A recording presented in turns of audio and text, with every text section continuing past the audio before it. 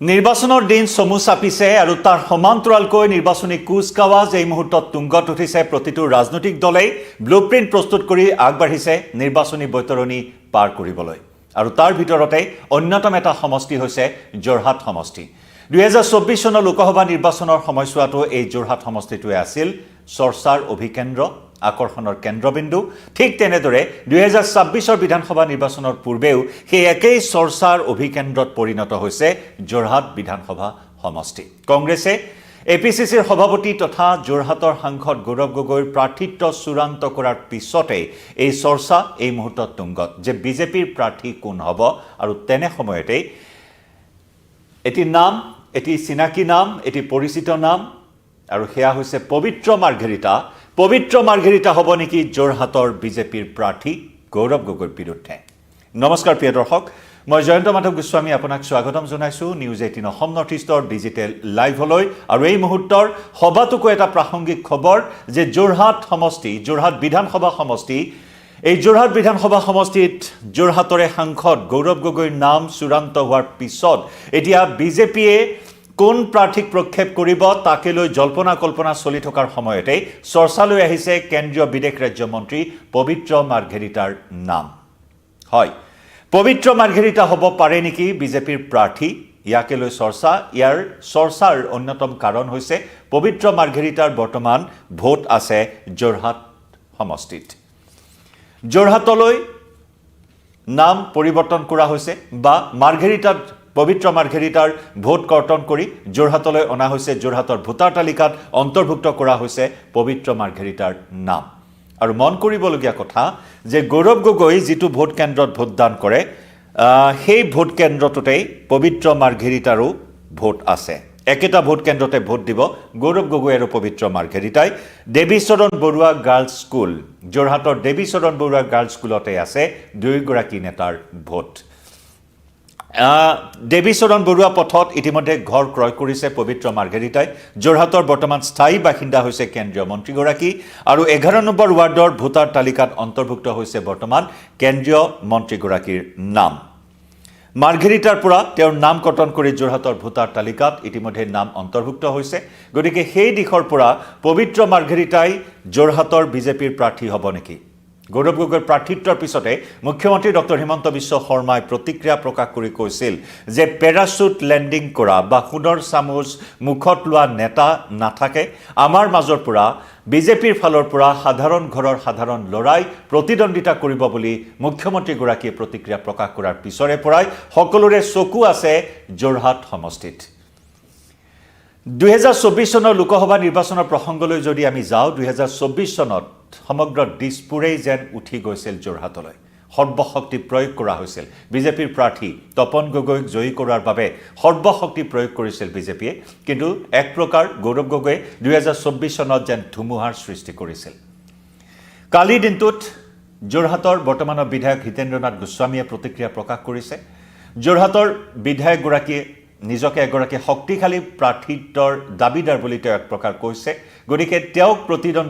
প্ৰত্যাহ্বান জনাবলৈ গৌৰৱ গগৈক তাত চূড়ান্ত কৰা হৈছে প্ৰাৰ্থিত্ব গৌৰৱ গগৈৰ এটা ব্যক্তিত্ব থকাৰ কথাও হিতেন্দ্ৰনাথ গোস্বামীয়ে কালি দিনটোত উল্লেখ কৰিছিল কিন্তু গৌৰৱ গগৈক প্ৰতিদ্বন্দ্বিতা কৰিব পৰা সম্পূৰ্ণ শক্তি হিতেন্দ্ৰনাথ গোস্বামীৰ আছে আৰু যদি চোৱা হয় এই হিতেন্দ্ৰনাথ গোস্বামীৰ দখলতে সৰ্বাধিক সময়ৰ বাবে এই যোৰহাট সমষ্টিটো আছে 1991 চন 1996 চন 2001 চন এই তিনিটাকৈ কাৰ্যকাল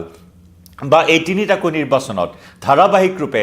অগপৰ প্ৰাৰ্থী হিচাপে হিতেন্দ্ৰনাথ গোস্বামীয়ে যোৰহাট সমষ্টি নিজৰ দখলত ৰাখিছিল ঠিক তেনেদৰে 2006 চনৰ নিৰ্বাচন আৰু 2011 চনৰ নিৰ্বাচনত কংগ্ৰেছৰ দখললৈ আহে যোৰহাট অৰ্থাৎ ৰাণা গোস্বামী আছিল বিধায়ক আৰু 2016-2021 এই দুইটা কাৰ্যকালত পুনৰ হিতেন্দ্ৰনাথ গোস্বামী দখললৈ আহে যোৰহাট বিধানসভা সমষ্টি কেইবাগৰাকীও প্ৰাৰ্থীৰ নাম চৰ্চাত আছিল যোৰহাট সমষ্টিত হিতেন্দ্ৰনাথ গোস্বামী নিজে আছে সমান্তৰালকৈ বিজেপিৰ যুৱ নেতা সিদ্ধাংশু অংকুৰ বৰুৱাৰ নাম চৰ্চাত আছিল একেদৰে কংগ্ৰেছৰ পৰা 2024 লোকসভা নিৰ্বাচনৰ পূৰ্বে বিজেপি যোগদান কৰা ৰাণা গোস্বামীও বিজেপিৰ এগৰাকী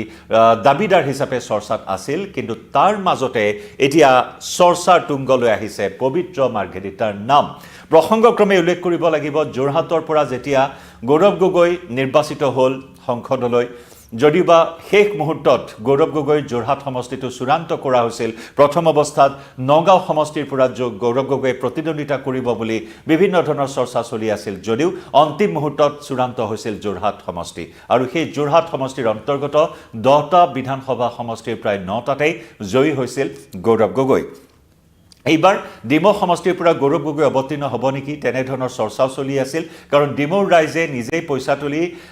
আবেদন জনাইছিল গৌৰৱ গগৈৰ হৈ ৰাজীৱ ভৱনত আবেদন জনোৱা পৰিলক্ষিত হৈছিল গতিকে ডিমৌৰ পৰা গৌৰৱ গগৈৰ নামটো চৰ্চাত আছিল যদিও অৱশেষত যোৰহাট সমষ্টিতেই চূড়ান্ত কৰা হ'ল গৌৰৱ গগৈৰ নাম আমি পুনৰ আহিছোঁ সেই প্ৰসংগলৈ যে 2024ত গৌৰৱ গগৈ লোকসভালৈ নিৰ্বাচিত হোৱাৰ পিছতেই পবিত্ৰ মাৰ্ঘেৰিটাক কেন্দ্ৰীয় মন্ত্ৰীৰ দায়িত্ব অৰ্পণ কৰা হৈছিল কেন্দ্ৰীয় মন্ত্ৰী কেন্দ্ৰীয় বিদেশ ৰাজ্যৰ মন্ত্ৰীৰ দায়িত্ব পবিত্ৰ মাৰ্ঘেৰিটাক অৰ্পণ কৰা হৈছিল 2024 চনত মোদী মন্ত্ৰীসভা গঠন হোৱাৰ সময়ছোৱাত কেন্দ্ৰীয় বিদেশ ৰাজ্য মন্ত্ৰীৰ দৰে এটা অত্যন্ত গুৰুত্বপূৰ্ণ পদত অধিষ্ঠিত কৰা হৈছিল ৰাজ্যসভাৰ সাংসদ পবিত্ৰ মাৰ্ঘেৰিটাক গতিকে সেই দিশৰ পৰা উজনি অসমত গৌৰৱৰ যি ধুমুহা সেই ধুমুহাক টক্কৰ দিব পৰাকৈ বা সেই ধুমুহাৰ সৈতে যুঁজ দিব পৰাকৈ গৌৰৱ গগৈ কেন্দ্ৰীয় মন্ত্ৰীৰ বাব দিয়া হৈছিল আৰু সেই গৌৰৱ গগৈয়ে ইতিমধ্যে যোৰহাট সমষ্টিত কিছু তৎপৰতা বিগত সময়ছোৱাত দেখিবলৈ পোৱা হৈছে ক্ষমা কৰিব সেই পবিত্ৰ মাৰ্ঘেৰিটা পুনৰবাৰ জনাইছোঁ পবিত্ৰ মাৰ্ঘেৰিটাক সেই গুৰুত্বপূৰ্ণ পদ দিয়া হৈছিল কেন্দ্ৰীয় বিদেশ ৰাজ্য মন্ত্ৰীৰ দায়িত্ব অৰ্পণ কৰা হৈছিল আৰু তেতিয়াৰে পৰা যোৰহাটত পবিত্ৰ মাৰ্ঘেৰিটাৰ কিছু তৎপৰতা দেখিবলৈ পোৱা হৈছিল গৌৰৱ গগৈৰ পৰিৱৰ্তে কিন্তু যোৰহাট সমষ্টিত অধিক সময় দিছে পবিত্ৰ মাৰ্ঘেৰিটাই তেনেকুৱা এখন ছবি বিগত সময়ছোৱাৰ পৰা দেখিবলৈ পোৱা হৈছে যোৰহাটত আৰু সমালোচিত হৈছে গৌৰৱ গগৈ বিভিন্ন সময়ত যোৰহাটৰ পৰা সাংসদ হোৱাৰ পিছত যোৰহাটত সমষ্টিবাসীৰ মাজত গৌৰৱ গগৈ যিমান সময় থাকিব লাগিছিল সিমান সময় থকা নাই তাৰ পৰিৱৰ্তে কিন্তু পবিত্ৰ মাৰ্ঘেৰিটাকহে কেন্দ্ৰীয় মন্ত্ৰীগৰাকীকহে যোৰহাট সমষ্টিত অধিক সময় দিয়া পৰিলক্ষিত হৈছে গতিকে সেই গৌৰৱৰ ধুমুহা মহিমূৰ কৰিবৰ বাবে পবিত্ৰ মাৰ্ঘেৰিটাক কেন্দ্ৰীয় মন্ত্ৰীৰ দায়িত্ব অৰ্পণ কৰা বুলিও সেই সময়ত ৰাজনৈতিক মহলত ব্যাপক চৰ্চা হৈছিল যি নহওক এতিয়া পবিত্ৰ মাৰ্ঘেৰিটা বিজেপিৰ প্ৰাৰ্থী হ'ব নেকি সেই ইংগিত ইতিমধ্যে কিছু আহিছে বা বিশেষ সূত্ৰৰ পৰাও এনেধৰণৰ বুবু বাবা আৰম্ভ হৈছে বৰ্তমান অসমৰ নিৰ্বাচনী প্ৰেক্ষাপটত গতিকে তেনেস্থলত কাৰণ পবিত্ৰ মাৰ্ঘেৰিটাই যোৰহাটত ইতিমধ্যে ভোটদানো কৰিছে যোৱা লোকসভা নিৰ্বাচনত আমি ইতিমধ্যে উল্লেখ কৰিছোঁ দেৱীচৰণ বৰুৱা গাৰ্লছ স্কুলৰ ভোট কেন্দ্ৰত গৌৰৱ গগৈৰ যিটো কেন্দ্ৰত ভোট আছে সেই কেন্দ্ৰটোত পবিত্ৰ মাৰ্ঘেৰিটা ভোটদান কৰিছিল আৰু মাৰ্ঘেৰিটাৰ পৰা নাম কৰ্তন কৰি যোৰহাটৰ স্থায়ী বাসিন্দা হোৱা কেন্দ্ৰীয় মন্ত্ৰীজন এতিয়া গৌৰৱ গগৈৰ প্ৰতিদ্বন্দ্বী প্ৰাৰ্থী হ'ব বুলি ৰাজনৈতিক মহলত নিৰ্বাচনী প্ৰেক্ষাপটত চলিছে ব্যাপক চৰ্চা কেনেধৰণৰ ইংগিত পোৱা গৈছিল সেই বিষয়ে আমি এটি মন্তব্য আগবঢ়াব বিচাৰিছোঁ আমাৰ নিউজ 18 অসম নৰ্থ ইষ্টৰ বা নেটৱৰ্ক 18ৰ বিশেষ অনুষ্ঠান এজেণ্ডা অসমৰ কাৰ্যসূচীত অংশগ্ৰহণ কৰি আমাৰ সম্পাদক পৰাগমণি আদিত্যৰ কথোপকথনত পৰাগমণি আদিত্যৰ সৈতে হোৱা কথোপকথনত পবিত্ৰ মাৰ্ঘেৰিটাই যোৰহাটৰ বাসিন্দা হোৱাৰ কথাও উল্লেখ কৰিছিল আমি আগবঢ়াইছোঁ সেই বিশেষ মন্তব্যটো নিৰ্বাচনৰ প্ৰাক্ষণত বিৰোধী শিবিৰে বৰ শক্তিশালীভাৱে তিনি গগৈৰ এটা ধাৰণাৰ সৃষ্টি কৰিছিল যে গৌৰৱ গগৈ অখিল গগৈ লুৰিণজ্যোতি গগৈ মিলিত হ'ব আৰু ভাৰতীয় জনতা পাৰ্টিৰ বিৰুদ্ধে বা এনডিএৰ এই মৰ্চাৰ বিৰুদ্ধে শক্তিশালীভাৱে নিৰ্বাচনত অৱতীৰ্ণ হ'ব যদিও এই মুহূৰ্তলৈকে বিৰোধীৰ নিজৰ মাজত বুজাবুজিৰ এটা সমাধান সূত্ৰ ওলোৱা নাই কিন্তু হয়তো অনাগত সময়ত ওলাব পাৰে কিমান প্ৰত্যাহ্বানৰ সৃষ্টি হ'ব বা তাৰ প্ৰশ্নটো দুটা প্ৰশ্ন এটা হ'ল প্ৰথম আপুনি যোৰহাট সংসদীয় সমষ্টিত ৰাজনৈতিক সক্ৰিয়তা আপোনাৰ মানে যোৱা লোকসভা নিৰ্বাচনৰ পাছৰ পৰা বেছিকৈ পৰিলক্ষিত হৈছে কিমান প্ৰত্যাহ্বান আহিব তিনি গগৈ লগ হ'লে আৰু নহয় এটা এটা দল হিচাপে প্ৰতিদ্বন্দ্বিতা কৰিলে তিনিটা কথা প্ৰথম কথা হ'ল মই যোৰহাটৰ আজিৰ তাৰিখত স্থায়ী বাসিন্দা যোৰহাটত মোৰ নিজা ঘৰ আছে আজিৰ তাৰিখত গতিকে মই যোৰহাট এজন যোৰহাটীয়া আজিৰ তাৰিখত দ্বিতীয় কথা গতিকে মূল কথা হ'ল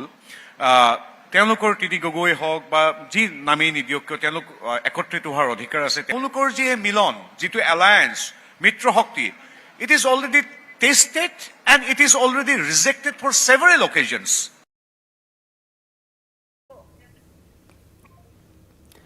আৰু সেয়া আছিল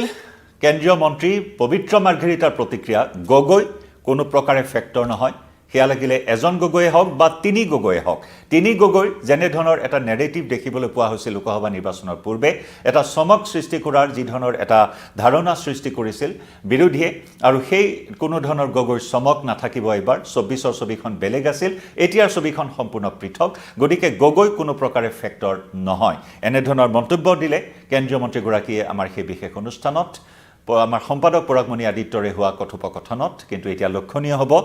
গৌৰৱৰ ধুমুহা প্ৰতিহত কৰিবৰ বাবে বিজেপিয়ে কেনে ধৰণৰ অস্ত্ৰ প্ৰয়োগ কৰে সেই অস্ত্ৰপাত পবিত্ৰ মাৰ্ঘেৰিটা হ'ব নেকি সেয়া সময়ে ক'ব অতি শীঘ্ৰেই বিজেপিয়ে প্ৰাৰ্থী তালিকা চূড়ান্ত কৰিব ইতিমধ্যে 90টা সমষ্টিৰ প্ৰাৰ্থী পেনেল প্ৰস্তুত কৰিছে বিজেপিৰ কেন্দ্ৰীয় সমিতিলৈ সেই প্ৰাৰ্থী পেনেল প্ৰেৰণ কৰা হ'ব অতি শীঘ্ৰেই প্ৰাৰ্থী তালিকা চূড়ান্ত হ'ব বিজেপিৰ গতিকে সময়ে ক'ব গৌৰৱৰ বিৰুদ্ধে কোন হ'ব বিজেপিৰ প্ৰাৰ্থী যোৰহাট সমষ্টিত কিন্তু চৰ্চা এই মুহূৰ্তত কেন্দ্ৰীয় বিদেশ ৰাজ্যমন্ত্ৰী পবিত্ৰ মাৰ্ঘেৰিটা হ'ব পাৰে গৌৰৱ গগৈৰ বিৰুদ্ধে বিজেপিৰ প্ৰাৰ্থী যোৰহাট সমষ্টিত কিভাৱে প্ৰিয় দৰ্শক আপুনিও জনাব পাৰে এই যুঁজখনক লৈ আপোনাৰ মতামত কি